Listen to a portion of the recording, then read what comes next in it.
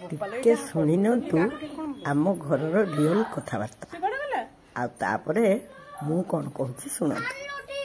ମୋ ବୋଉ କହେ ସାପ ବଢ଼ିଲେ ଚକ୍ର ବଢ଼େ। ଏ କଥାର ମର୍ମ ମୁଁ କିଛି ବୁଝିପାରେ ନାହିଁ।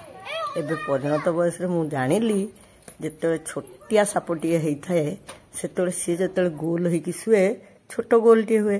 ଯେତେବେଳେ ସେ ଲମ୍ବାରେ ବଢ଼ି ମୋଟାରେ ବଢ଼ି ବଡ଼ ସାପ ହେଇଯାଏ ସେତେବେଳେ ଗୋଟେ ବଡ଼ ଗୋଲେଇ ହେଇଯାଏ। ଏଇଟା ହେଉଛି ସାପ ବଢ଼ୁଥିଲେ ଚକ୍ର ବଢ଼ୁଥାଏର ଅର୍ଥ। ଏକଥା କାହିଁକି କହିଲି କହିଲେ 84 ମସିହାରେ ଆମେ ଦିହେଁ ଏକାଠି ହେଇଥିଲୁ। ମାନେ ଆମର ବାହାଘର ହେଇଥିଲା। ତା ପରଠୁ ତାଙ୍କ ପରିବାର ମୋ ପରିବାର ମିଶି ଯାଇଥିଲା। ଆମେ ଉଭୟ ପରିବାରର ଭଲ ମନ୍ଦକୁ ବୁଝୁଥିଲୁ ଆଉ ଛିଡ଼ା ହେଉଥିଲୁ। ଧୀରେ ଧୀରେ ମୋର 4 ପିଲା ହେଲେ। 4 ପିଲା ବାହା ତୋଳା ହେଇଗଲେ। ପୁଣି 4 ପରିବାର ବି ସେମାନେ ହେଇଗଲେ କହିଲେ ଅତ୍ୟୁକ୍ତି ହେବ ନାହିଁ।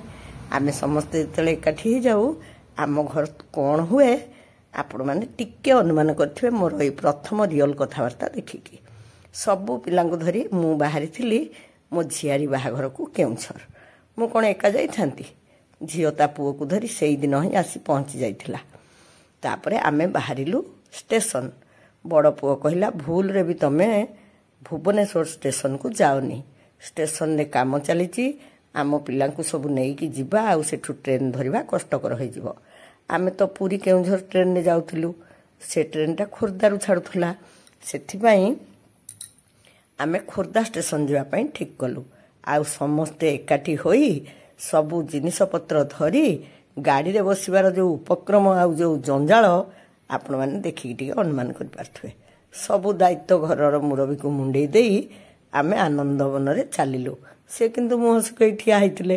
ଏଡ଼େ ବଡ଼ ଘର ଫାଙ୍କା ହେଇଗଲା ବେଳକୁ ସତେ ଯେମିତି ଘରଟା ଖାଇ ଗୋଡ଼ାଏ। ଆମ ଘରେ ଗହଳି ନହେଲେ ଘର ଜମା ଭଲ ଲାଗେନି। ମୁଁ ବାହା ହେଇକି ଆସିଲା କାଳୁ ଏ ଘର ସବୁବେଳେ ଏମିତି ଗହଳି। ବଡ଼ ପୁଅ ଆମ ୱାଗନରରେ ଆମକୁ ନେଇକି ଗଲା।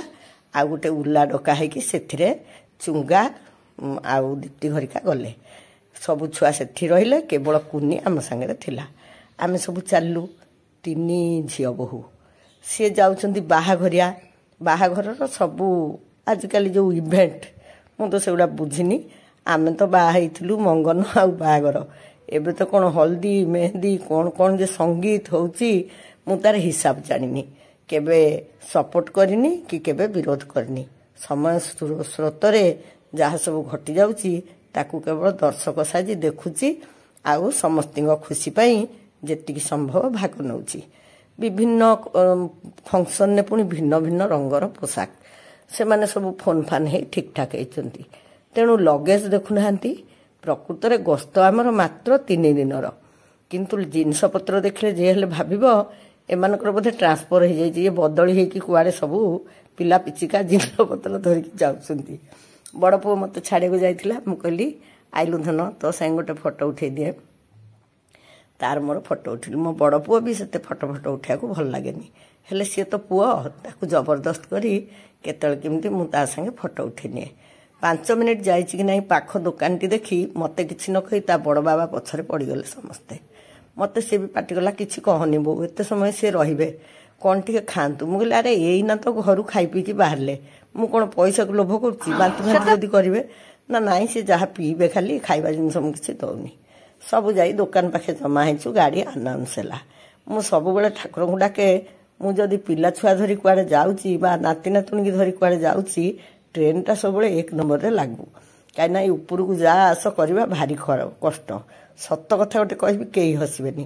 ମୋତେ ନା ଏକ୍ସଲେଟରରେ ବସ ଉପରକୁ ଯିବାକୁ ସିଡ଼ିରେ ମୋତେ କାହିଁ ଟିକେ ଭାରି ଡର ଲାଗେ। ଭଲ ଲାଗେନି ମାନେ କମ୍ଫର୍ଟ ଲାଗେନି।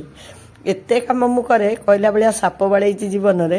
ହେଲେ ଏଇଟା କାହିଁ ମୋତେ ଡର ମାଡ଼େ କେଜାଣି। ଆପଣଙ୍କର ଏଇଭଳି କିଛି ଅଛି କି? କିଛି କାରଣ ନଥିବ ନିହାତି ଛୋଟ କଥାଟେ ହେଇଥିବ କିନ୍ତୁ ଡର ଲାଗୁଥିବ। ମୋ ଝିଅ ବେଙ୍ଗକୁ ଡରେ। ଆଉ ମୋର ଜଣେ ଭାଣିଜୀ ତ ପଣସକୁ ଡରନ୍ତି। ସେମିତି ଆପଣମାନେ କିଏ କ'ଣ ଡରନ୍ତି ମୋତେ କହିବେ। ଯାହା ବି ହଉ ସମସ୍ତେ ଯାଉଛନ୍ତି ମୋତେ ଲାଜ ଲାଗିବ। ମୋର ଏ କଥାଟା ବଡ଼ ପୁଅ ଜାଣିଛି। ସେ ମୋତେ କହିଲା ତୁ ଆଗେ ଚାଲ ମୁଁ ପଛରେ ଯାଉଛି କହି ଟିକେ ହସିଦେଲା। ମୁଁ ବି ବୁଝିଦେଲି। ମୁଁ ଆଗେ ଆଗେ ଗଲି ସେ ମୋ ପଛେ ପଛେ ଆସିଲା। ମା ପୁଅ ଯାଇ ପହଞ୍ଚିଗଲୁ ଯେଉଁଠି ଟ୍ରେନ୍ ଲାଗିବାକୁ ଥିଲା। ସେଇଠି ପହଞ୍ଚିଲା ପରେ ସମସ୍ତେ ଟ୍ରେନରେ ବସିଲେ। ଆମର ତ ପ୍ରଣାମ କରିବାର ସିଷ୍ଟମ ଅଛି ରହିବ। ଆଉ ମୋର ବିଶ୍ୱାସ ମୋ ପିଲାମାନେ ବି ରଖିବେ। ଯିଏ ଯୁଆଡ଼ୁ ଆସିଲେ ପ୍ରଣାମ କରିବେ ଯିଏ ଯୁଆଡ଼େ ଗଲେ ପ୍ରଣାମ କରିବେ। ତେଣୁ ସମସ୍ତେ ଜାଙ୍ଗୁକୁ ପ୍ରଣାମ କଲେ। से भी मते प्रणाम कला आउ तलको ओल्हे गला। आमे खोर्धा स्टेशन नुही बसीगलु। एटा भुवनेश्वर देकी कटक फटक देकी जीव केउंझर। आज घर बाहरला बेलू मेघ झिपझिप करछि। मु कहली भल आम वर्षा बाहाउछि जे तार सबू काम खाली वर्षा ही हो चली हौ देखा जाऊ। एमती कथबार्ता भितर पूरा ट्रेन छाड़बार समय हो गला आम आगे चलू। कुनीर मन रहा भितर ये तार प्रथम ट्रेन यात्रा। आगुरी पूरा छोटे हो जाइथिला किंतु सेटा तो तार मन नथिला ना, तेणु से भारी खुशी होतुला। आ एमाने तो बहुत आड़ बुलिलेनी। कोरापुट जाइथिले एबे आम संगे ट्रेन रे, केउंझर भी 2-3 थर गलेनी। सुलुरा तो ओडिशा बाहर को भी गलानी ता बापा बोंको संगे। तथापि यात्राटा सब बेले छोट पिला मानकु भल लागे। आ आमे माने भी बहुत उत्साहित हेतिलु काहेकि ना आमे सब बाहाघरिया रे जाउछु। आ झियो बहु माने तो खुशी होबा स्वाभाविक। मु खुशी आ दुखर मिश्रण भितर थिली। तार कारणटा कोन सभा शेष रे आपण मानकु कहिबी। सुखटा बेसी बांटीबा भल, दुख बांटी अन्य को दुखी करी करी लाभ कौन। आ ये खुशीर माहौल रे ये दुख कथाटा मुबा कहीं कहबी। जहाँ भी हो भुवनेश्वर स्टेशन पहुंचला तो आमर पुणी किणाखिया आरंभ हो गला। देखुना समस्ते जमी 2 दिन है आम कई खाइनु। मोर यहाँ बाप अमलर अभ्यास। बापा संगे मु बहुत ट्रेन में बुलाबुली करची। आम ट्रेन बगी को जी भी आसे बापा ताठू गोटे पैकेट किणती, माने तार जो भाग कर गोटे किणती सेटा आमे बाप झियो खाऊ सबु बेले। एबे किंतु मु से कथार गोटे भिन्न तात्पर्य भाबुची। आमर गोटे गप थिला आचार्य थिले बोली आपनकर मने अछि। गोटे ट्रेन ने जने भिखारी भिक्षा करथिले आ सेठी आचार्य महाशय भी थिले। से निज पैसा काढ़ी भिक्षा दबा परे तांको देखा शिखारे समस्ते से भिक्षुकन को भिक्षा देथिले। देखुना टिके उत्पात हे कुनी हमर सोई पड़ला। ठीक सेमती आमे बाप झियो किणिकी खाइला परे डबारे जेते सब थांती समस्ते किणी खांती। से गरीब लोकटीर बेपार हो जाऊ बोली बापा एमती करंती कि। एबे मु सब बेले सेई कथा भाबुची। आम समस्तिंगर से ट्रेन ने गोटे रील्स भी हो गला। काईना मोर 2 पारंगम बहु अछंती। मो झियो अपेक्षा से माने बेसी भल रील्स बनै पारंती। सिंगड़ा बरा खिया सरला पुणी जने झाल मुढ़ी बिका आसला। मु कहली ठीक अछि, मु पा बापर झियो। मो बो मते सब बेले कहे एटा बापर झियो, ता बापा भलिया होची। हां बापा भलिया हबारे मु बहुत गौरवान्वित होची एबे। तेणु जीए ट्रेन भितर को जहाँ बिकिया गले आम समस्ते किणिलु आउ खाइलु। मो दांतरे न हो पछे मु छेली भलिया चाकुली चाकुली मुढ़ी खाइली। बाट सारा वर्षा लगी रही। पहाड़िया स्टेशन सब रातिर अंधकार रे खूब सुंदर देखाउथला।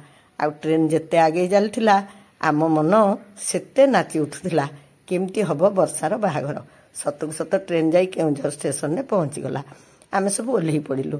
आ जेते बेले भी मु केउंझर जाए सबु बेले मो सान भाई गाड़ी आनी मते अपेक्षा करथाय। केबे भी मु सेठी हैरान होएनी बा निजे गाड़ी खोजी मते जिबाकू पड़ेनी। आ एथर तार एते सब आसुचंती सेथिरे कोन व्यतिक्रम हबो। सी आसी ठीक समय रे पहुंची गला। एने सान भाउज कोन करथिला से तो केउंझर रे रहे। से आम समस्त खाइबा करके पैकेट दे देथिला। काईना तार एठी बाहाघरिया घर सब अधिका रोषेई हितला। से मना कर देथिला। देखुनांती सब ताकू मुंडिया मारछंती। मु ताकू थट्टा कली। मुले अरे तू लाभरे रहिलु, तू एका मते गोटे मुंडिया मारिबु आ केतरा मुंडिया पाइबु हिसाब कलु। से मते मुंडियाटे मारी छंचाण भलिया ता नातुणी की टेकी धरी चली गला। आमे समस्त गले से बहुत खुशी हुए। दूर रे रहू बेले बेले दूरता जोगु चिड़ाचिड़ी भी हो हेले स्नेह संपर्क सब बेले निबिड़। पाखकू गले निश्चित भल लगे। निज लोक को देखिबार आनंद सब बेले नियारा। से ता गाड़ी खंडक सहित आउ गोटे भी गाड़ी नहीं आसथिला। नले कोठी समस्त जगह ही थांतु 2 भाग हेई बसी पड़िलु। पिला माने किए को गाड़ी रे बसिबे सेटा भी गोटे समस्या। से जदि कहबो मामा पाखरे बसिबी, से कहबो अपा पाखरे बसिबी, से कहबो बो पाखरे बसिबी। ए सब छोटिया छोटिया काम किंतु बहुत समय लगी जाए पिला को धरी नहीं जिबा आसवा वाले। आपण माने किए जदि एमती छोट पिला धरी जिबा आसवा करथिबे ताहले ए अनुभूति निश्चय थिबो। केबे आपण माने एमती सपरिवार दीर्घ यात्रा करिसंती कि? एइटा जदियो सेते दीर्घ नुहे तथापि कम यात्रा भी तो नुहे ना। 250 किलोमीटर बाट छुआ माने हालिया हो गले। आ गुटू तो सब बेले ता निज जिनस धरिबारे पारंगम। मते पचारला बो पानीटा ढाली देबी कि मु मना कली। सब बेले कहे निज घरे पहुंचीबा पर्यंत गोटे बोतल पानी रखिथिबे। केतेबेले कोन किए कहि परिबो? आमे तो से कथा कहि परिबानी। पानी शून्य केतेबेले हेबेनी। मो कथाटा ठीक ना भूल आपण माने कहिबे। सब बेले पीबा पानी टिके निश्चय यात्रार शेष पर्यंत रखिथिबे। आमे एमती कथबार्ता भितर गाड़ी रे बसीगलु आ पुणी शुआकाटी यात्रा कलु घन घर अंधकार भितर भी वर्षा राति भल लगुला मु अंधार भी बारी पारुथली गाड़ी कोठी पहुंचला हेले पिला माने काहे की जानिबे प्रकृत रे एबे पहुंची गला शुआकाठी आउ पाटेश्वर मंदिर मु पिला मानकु प्रणाम करिया को कहली सेठी मा पाद देले ही मोर शैशवर स्मृति सब नाची उठे आमे जाई खाई पी सोई पड़िलु समस्ते तो हालिया हाइतलु सकाळु उठी चलला गप आउ चाहा मझिरे मझिरे मु सब बेले गोटे गोटे गर्जन करे मु जाई कि सेठी गोटे गर्जन कली मु लाल तमे कोन मामू घरे गप मारिया को आछछ खरा छुट्टी रे आसुन माम पाखे बसी गपिबो तमे बा वर्षा बाहागर को आछछ सेठी वर्षा माई सब अपेक्षा करते देखुनांती ये सब पंडित बसी गले ताको चित्र करिया को ताको पढ़ा घरे समस्त को पाटुन कली समस्ते गाधई पाधे हाँ एठी माई सासू आउ भणजा बहु आंकर केमती हसरल गपसप चलती देखुना तांकर पुणी एठी गप चलता समस्त को पाटुन करी गाधई पाधे मुझे तुम सब आगे बाहरिक जाओ से मैंने आग गले सीना मु मो दुष्टामी करी तांको आगे कले से कौन समला पड़े तथापि से मैंने जाई एठू दांत काटी भांगी टिके रंग हेले 11टा सुधा बाहरिकी से मैंने गले हरी केउंझर सान भाई घर को सेठी ता झियो बाहाघर जोग देवाको से माने जेमती जाई सारिले मोर आरंभ होला प्रकृति मु कोन कली मो ड्रेस पत्र बदलई साड़ी खंडे पिंधी चलिली जामुकोली खायाकू हेले जामुकोली खाइला बेले मु जेतिकी खुशी हुए सेतिकी दुखी भी हुए ए जामु गछटी मो बापांग जोगु अछि मु जामुकोली खाउथली बापांग मने पकाउथली हेले भारी स्वादिया मिठा जामु तथापि गोटे ओळी रे केते बा खाइबी लोभ करी अधिक न आनी जामु गछ को एपट सेपट देखी बापा को मन पकई घर को फेरी आसली मु आसला बेलू भाई से छाड़ी फेरी आसला आमर आउ दफाए चाहा जमीगला चा खाई सारी मु गाधई पड़ली गाधई पाधई मु पुणी बाहरली केउंझर आज थिला मेहेंदी उत्सव माने समस्त सेठी मेहेंदी लगेबे तेणु आज एते बड़ उत्सव सेठी पुणी नाच गीत होला केमिति सब कथा कहिदेबी एमाने सब आगे पहुंची जाइतिले मु जाई पछरे पहुंचली आ मु पहुंचली तो मते मो भाउज केमिति पाछोटी नेला आपण माने देखंतु आ वर्षा केमिति मेहंदी लगौछि एतिकी देखंतु किंतु मेहंदी रो समस्त प्रोग्राम जेतक नाच गीत भल मंद सबू मु आपण मानको आ गोटे वीडियो रे देखेबी अपेक्षा करथांतु देखिबे मोर ए सान भाउज से मोटी कोन अल्प नाचि ना कोन आपण खाली देखंतु झियो बाहागर जेतिकी कांदी थिला सेतिकी मजा भी करछि सेटा भी होबा उचित दुख आ सुख मुसिकी रहिबो कोउथरे आमे अधिक होबा ठीक नै देखिबे काली।